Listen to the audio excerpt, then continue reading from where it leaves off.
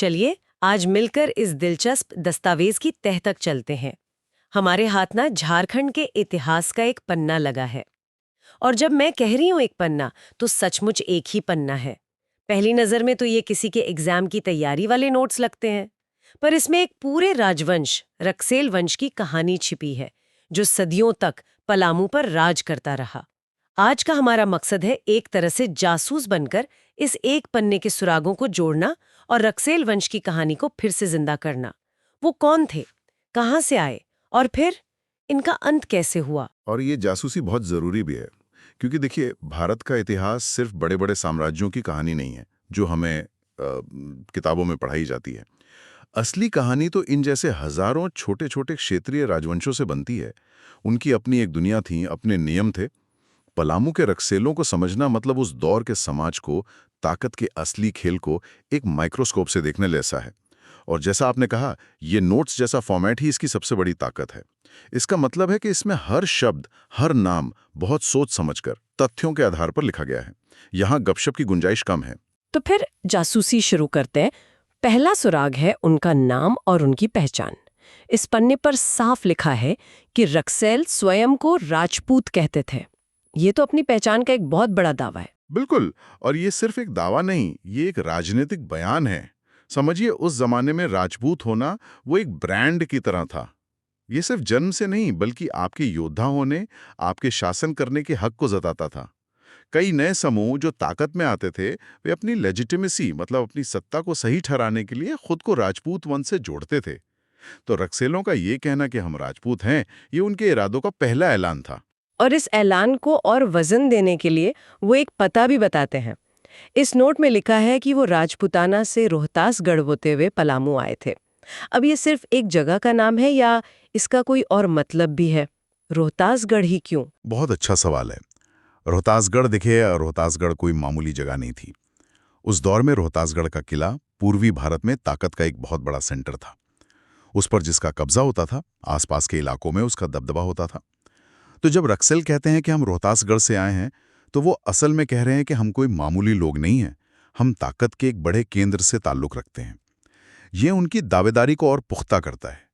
इससे ये साफ हो जाता है कि ये पलामू के किसी स्थानीय जनजाति का उभार नहीं था, बल्कि एक बाहरी संगठित योद्धा समूह था जो एक नए इलाके पर कब्जा करने आया था। ठीक है, तो ये साफ हो गया कि वे बाहर से आए थे और उनका दावा भी बड़ा था। लेकिन सिर्फ दावा करने से तो राज नहीं मिलता। इस डॉक्यूमेंट में क्या कोई सुराग है कि उन्होंने जमीन पर अपनी पकड़ कैसे बनाई? क्योंकि किसी नई जगह पर जाकर सत्ता कायम करना आसान तो बिल्कुल नहीं रहा होगा। नहीं, बिल्कुल भी नहीं। और यहीं पर उनकी रणनीति सामने आती है। इस पन्ने में लिखा है कि उनकी दो शाखाएं थीं, देवगन और कुंडेलवा। एक शाखा हरहरगंज महाराजगंज के रास्ते आई और दूसरी चतरापांकी के रास्ते। ये बंटवारा नहीं था, ये एक सोची समझी मिलिट्री पिंसर मूवमेंट जैसी रणनीति लगती है, जिससे एक बड़े इलाके को दो तरफ से घेरा जा सके। दो शाखाएं मतलब दो पावर सेंटर? ये तो मैनेजमेंट का सिरदर्द रहा होगा। क्या इसका मतलब ये था कि उनमें कोई अंदरूनी फूट थी या ये कोई मास्टर प्लान था? ये एक मास्टर प्लान ही लगता है। देखिए, आगे लिखा है कि उन्होंने दोनों स्थानों पर किले का निर्माण कराकर उसे अपनी राजधानी घोषित किया। दो राजधानियां बनाने का मतलब है कि आप एक बड़े और शायद उबड़-खाबड़ इलाके पर बेहतर तरीके से कंट्रोल रखना चाहते हैं। एक राजधानी से पूरे पलामू को संभालना मुश्किल होता, तो उन्होंने पावर को दो स्ट्रेटेजिक पॉइंट्स पर बांट दिया। ये उनकी प्रशासनिक समझ को दिखाता है। वो सिर्फ लड़ना नहीं जानते थे, बल्कि एक सिस्टम बनाना भी जानते थे। और किले बनाना ये तो हर राजा करता था, पर ये सिर्फ पत्थर की दीवारें नहीं होती थी, है ना? ये एक तरह का ऐलान होता था कि अब ये जमीन हमारी है, एक साइकोलॉजिकल सिंबल। बिल्कुल सही। किला बनाना मतलब आप वहां बसने आए हैं, लूट कर जाने नहीं। ये स्थिरता का, संप्रभुता का सबसे बड़ा सबूत था। और उनका इरादा सिर्फ पलामू में टिके रहने का नहीं था। इस नोट में एक बहुत छोटी सी लाइन है जिसपे शायद लोगों का ध्यान ना जाए, पर वो बहुत कुछ कहती है। लेस्लीगंज के कुंडरी के एक रक्सेल राजा ने सरगुजा पर अधिकार प्राप्त कर लिया था। अरे वाह! मतलब ये सिर्फ अपनी जमीन नहीं बचा रहे थे, इनकी नजरें तो पड़ोस की जमीन पर भी थी। ये तो एक्सपेंशनिस्ट एम्बिशन है। हाँ, ये दिखाता है कि वे सिर्फ रक्षा नहीं कर रहे थे, वे आक्रामक भी थे। सरगुजा, जो आज छत्तीसगढ़ का हिस्सा है, उस पर कब्जा करना बताता है कि वो अपने दौर की एक अहम क्षेत्रीय ताकत बन चुके थे, जिसे कोई नजरअंदाज नहीं कर सकता था। वो सिर्फ पलामू के राजा नहीं थे, वो एक छोटे मोटे साम्राज्य का सपना देख रहे थे। तो एक बाहरी समूह आता है, अपनी राजपूत पहचान का दावा करता है, रणनीति बनाकर इलाके पर कब्जा करता है, किले बनाता है और अपना राज फैलाने की कोशिश भी करता है। कहानी तो अच्छी जम रही है, लेकिन जब वो आए तो पलामू कोई खाली मैदान तो था नहीं, वहां पहले से लोग रह रहे होंगे। उनके बारे में इस पन्ने पर क्या लिखा है? और यहीं से कहानी और दिलचस्प और जटिल होनी शुरू होती है। इस पन्ने पर उस वक्त की प्रमुख जनजातियों का जिक्र है। कोरवा, गोंड, पहाड़िया, किसान और खरवार। ये लिस्ट बताती है कि रक्सेलों को एक बहुत डाइवर्स यानी मिलीजुली आबादी प्रशासन करना था। ये कोई एक जैसी संस्कृति वाला इलाका नहीं था। और इन सब में एक नाम पर खास जोर दिया गया है। लिखा है, इनमें खरवार सर्वाधिक संख्या में थे। ये तो कहानी का पूरा समीकरण ही बदल देता है। मतलब मुट्ठी भर बाहर से आए रक्सेल एक बहुत बड़ी स्थानीय आबादी खरवारों पर राज कर रहे थे। ये तो बड़ा रिस्की बिजनेस है। बहुत ज्यादा रिस्की। इतिहास गवाह है, जब भी एक अल्पसंख्यक समूह बहुसंख्यक पर राज करता है तो दो ही रास्ते होते हैं, या तो लगातार संघर्ष या फिर किसी तरह का समझौता। रक्सेलों को अगर टिके रहना था तो उन्हें खरवारों को साधना ही पड़ता। उनके समर्थन के बिना या कम से कम उनकी नाराजगी मोल लिए बिना राज करना नामुमकिन था। ये सवाल खड़ा करता है कि इन दोनों समूहों के बीच रिश्ते आखिर थे कैसे? क्या तनाव था, दोस्ती थी या कुछ और? और शायद इसी सवाल का जवाब हमें कहानी के सबसे रहस्यमयी किरदार में मिलता है, प्रताप धवल। ये नाम इस पन्ने पर एक पहेली की तरह आता है। एक तरफ तो उन्हें खरवारों का प्रताप यानी एक तरह से उनका मुखिया बताया गया है, और ठीक अगली ही लाइन में उन्हें एक अत्यंत प्रतापी रक्सेल राजा भी कहा गया है। एक मिनट, ये कैसे हो सकता है? हाँ, यहीं आकर हमारी जासूसी की असली परीक्षा होती है। एक ही आदमी खरवारों का लीडर भी है और रक्सेलों का राजा भी। ये विरोधाभासी इस कहानी की कुंजी है। इसके कई मतलब हो सकते हैं। जैसे कि मेरा दिमाग तो घूम गया है। क्या वो रक्सेल था जिसने खरवारों का दिल जीत लिया, या वो खरवार था जो इतना ताकतवर हो गया कि रक्सेलों को उसे अपना राजा मानना पड़ा? दोनों ही बातें हो सकती हैं। एक थ्योरी ये है कि एक शानदार राजनीतिक गठबंधन था। रक्सेलों ने सबसे बड़ी और ताकतवर जनजाति के प्रमुख को अपने साथ मिला लिया, शायद शादी ब्याह के रिश्ते बनाकर, और उन्हें अपने राज में बराबर का हिस्सेदार बना दिया। इससे खरवारों का विद्रोह भी शांत हो गया और रक्सेलों का राज भी मजबूत हो गया। स्मार्ट पॉलिटिक्स, दुश्मन को दोस्त बना लो। या फिर इसे आप आज के कॉरपोरेट मर्जर की तरह सोच सकते हैं। एक बड़ी कंपनी रक्सेल एक छोटी लेकिन उस इलाके की सबसे प्रभावशाली कंपनी खरवार को एक्वायर करती है, और ट्रांजिशन को स्मूथ रखने के लिए पुरानी कंपनी के सीईओ को भी अपनी लीडरशिप टीम में एक बड़ी पोस्ट दे देती है। प्रताप धवल शायद वही चेहरा थे जो दोनों तरफ मान्य थे। या ये भी तो हो सकता है कि सदियों तक साथ रहते रहते दोनों समुदाय इतनी घुल-मिल गए हों कि उनकी पहचानें अलग-अलग बची ही ना हों, और प्रताप धवल उसी मिलीजुली पहचान का प्रतीक हों, जो न पूरी तरह रक्सेल थे न पूरी तरह खरवार। ये भी एक बहुत मजबूत संभावना है, और यही भारत के इतिहास की खूबसूरती है। यहाँ पहचानें पत्थर की लकीर नहीं होती, वो नदियों की तरह मिलती हैं और एक नई पहचान बना लेती हैं।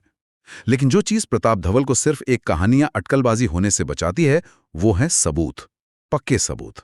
इस नोट में लिखा है कि उनके अभिलेख, मतलब पत्थर पर खुदे हुए लेख, मिले हैं तिलौथू से 1158 ईस्वी का और ताराचंडी और फुलवारी से 1169 ईस्वी के।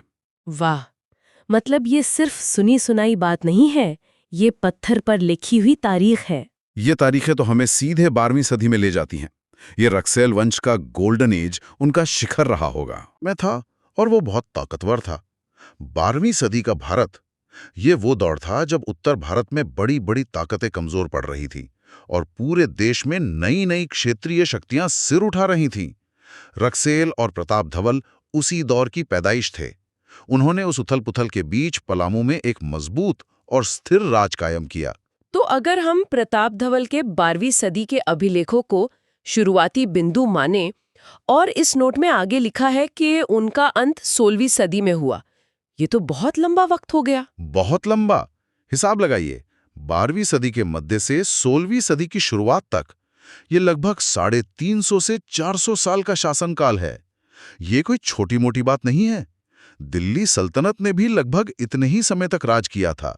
इसका मतलब है कि रक्सेलों ने पलामू को एक बहुत ही स्थिर और लंबा शासन दिया। वे कोई आते जाते लुटेरे नहीं थे, वे वहां की जमीन का हिस्सा बन गए थे। पर हर कहानी का एक अंत होता है। इतने लंबे और कामयाब सफर के बाद इनकी कहानी खत्म कैसे हुई? ताकत के शिखर से ये नीचे कैसे आए? इसका जवाब भी इस पन्ने में सीधा और साफ दिया गया है। 16वीं शताब्दी में चेरों ने इन्हें अपदस्थ किया, यानी उन्हें गद्दी से हटा दिया। इतिहास का चक्र घूम गया। जैसे कभी रक्सेल एक बाहरी ताकत बनकर आए थे, वैसे ही अब चेरे एक नई ताकत बनकर उभरे और उन्होंने रक्सेलों की जगह ले ली।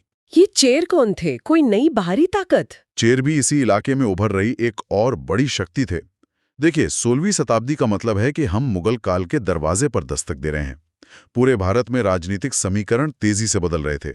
बाबर हिंदुस्तान आ चुका था। ऐसे में शायद रक्सेल वक्त के साथ कमजोर पड़ गए होंगे और ज्यादा महत्वाकांक्षी और ताकतवर चेरों ने मौके का फायदा उठाकर सत्ता पर कब्जा कर लिया। रक्सेलों का पतन और चेरों का उदय पलामू के इतिहास में एक अध्याय का अंत और दूसरे की शुरुआत थी। तो देखा जाए तो इस एक पन्ने से हमने एक पूरे राजवंश की कहानी की गुत्थियां सुलझा ली। बिल्कुल। चलिए एक बार फिर से इन सुरागों को जोड़कर देखते हैं। हमें पता चला कि रक्सेल एक बाहरी समूह थे जो खुद को राजपूत कहते थे और रोहतासगढ़ के रास्ते पलामू पहुंचे थे। बिल्कुल। फिर उन्होंने देवगन और कुंडेलवा नाम की 2 शाखाओं और 2 राजधानियों वाली एक स्मार्ट रणनीति से अपनी सत्ता कायम की और किले बनाकर उसे मजबूत किया। वे सिर्फ रक्षा तक ही सीमित नहीं रहे, बल्कि सरगुजा जीतकर उन्होंने अपने विस्तारवादी इरादे भी जाहिर किए। कहानी में सबसे बड़ा मोड़ तब आया जब हमने देखा कि उन्होंने एक मिली-जुली आबादी पर, खासकर बहुसंख्यक हरवार जनजाति पर शासन किया और इसी समीकरण से प्रताप धवल जैसा रहस्यमयी किरदार उभरा जो खरवार प्रमुख था और रक्सेल राजा भी। और 12वीं सदी के उनके अभिलेख इस बात का पक्का सबूत हैं कि ये सिर्फ कहानी नहीं, इतिहास है। इसी के दम पर उन्होंने लगभग 400 साल का एक लंबा और स्थिर शासन चलाया, जिसका अंत 16वीं सदी में चेरों के हाथों हुआ, जिन्होंने पलामू के इतिहास का अगला पन्ना लिखा। बहुत गहरे सवाल के साथ छोड़ जाता है। प्रताप धवल की वो दोहरी पहचान, खरवार प्रमुख और रक्सेल राजा, वो सिर्फ एक राजनीतिक समझौता था या उससे कहीं ज्यादा कुछ और?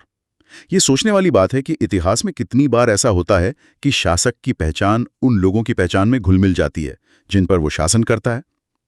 क्या प्रताप धवल का ये दोहरापन एक सांस्कृतिक विलय का संकेत था, जहां शासक और शासित मिलकर एक नई पहचान बना रहे थे? या फिर यह सिर्फ एक चतुर राजा की चाल थी जिसने सबसे बड़ी जनजाति को काबू में रखने के लिए उनकी उपाधि भी अपना ली? ये सत्ता, पहचान और वैधता के बीच के उस उलझे हुए रिश्ते पर एक सवाल है, जिसका जवाब शायद हमें कभी पूरी तरह ना मिले, लेकिन जिसकी तलाशी इतिहास को इतना दिलचस्प बनाती है।